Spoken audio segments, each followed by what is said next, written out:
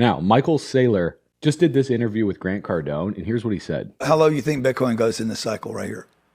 If it goes any lower, where does it go? I think it's pretty stable where it is right now. Yeah. I mean, most of the liquidation selling is out of the system. I think we should rally from here. And then where do you think it ends? I don't believe in 4-year cycles anyway. I mean, I never believed in the 4-year cycle. I think that they might have had some credence in the first 12 years, but right now, the 4-year cycle is somehow based on the idea that 225 Bitcoin a day get taken out of the supply after the next halving. That's $22 million or $20 million of buying. Trust me, $20 million of buying. The market traded $100 billion yesterday. $20 million is not even a third order issue at this point. Yeah. The dynamics in the market are much more that, Jerome Powell thinks he wants to hold interest rates higher for longer, right? It's macroeconomics, it's political, it's structural. When IBIT's derivatives market went from 10 billion to 50 billion, it did that in 4 weeks.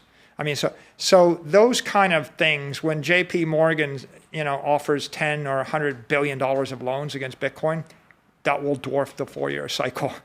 It's the actions of the mega finance actors that are determining the future of Bitcoin right now, and all the fundamentals are good.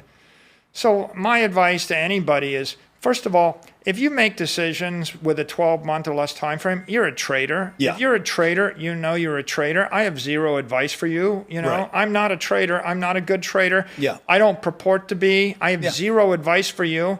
On the other hand, if you're an entrepreneur or if you're an investor, you should have a time frame of 4 years or longer, 4 to 10 years.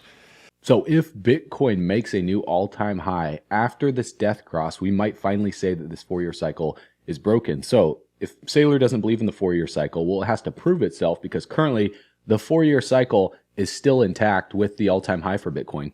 And with us heading into this death cross, it's very likely that Bitcoin experiences a rally here in the short term. But the real question is, will that rally get rejected and form a lower high to then go into an aggressive panic, fear, anger, capitulation phase that shakes everybody out of the market over the next year? Or will Bitcoin make a new all-time high? Stay tuned. We're going to get into the charts here to show you how to make money regardless of whatever happens. But this is probably some of the craziest news that we've seen thus far, revolving around the House Oversight Committee revealing that Jeffrey Epstein funded Bitcoin Core development, shedding light on Epstein's connections and influence in the early Bitcoin creation days. And this is not fake news here. You can go to oversight.house.gov here and see that they published this just a few days ago, saying that Jeffrey Epstein assisted MIT Media Lab director Joki Ito in the funding of MIT's digital currency initiative. And at least some of the funding was directed towards Bitcoin's core development. Now, this reminds me of the argument that crypto skeptics say that Bitcoin's used for like sex trafficking and all sorts of illicit, illegal activities, and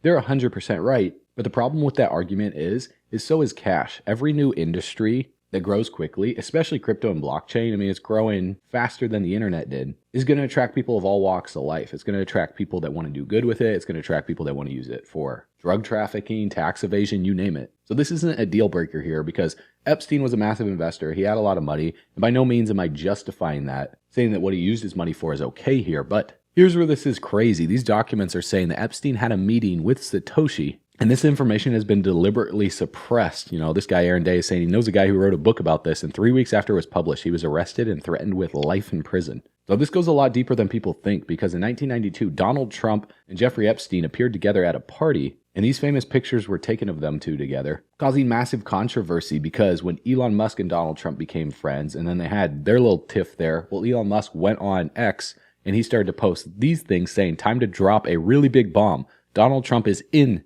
the Epstein files. This is the real reason they have not been made public yet. So at this stage, no one knows what to believe. Is Donald Trump really in the Epstein files, or was Elon Musk trolling to bait the left into wanting the release of the Epstein files, and Donald Trump just saying that they're fake, they're not real, so it would cause the left to want them to be released more? What's your guys' thoughts on all this? I'm really curious, because we're about to see some truth bombs dropped over the next few weeks, closing out this year with a bang. Listen to this. Kevin O'Leary is now taking shots directly at Michael Saylor. Michael Saylor is talking his book, all right? The guy sells stock and pref shares and debt and then buys Bitcoin with it. The stock trades at twice the value of the inherent Bitcoin. That smells like something that ain't going to work long term. Just saying. I like the guy, but it has nothing to do with the strategic reserve of Bitcoin, which will never happen because we'll never get buy-off on a bipartisan basis.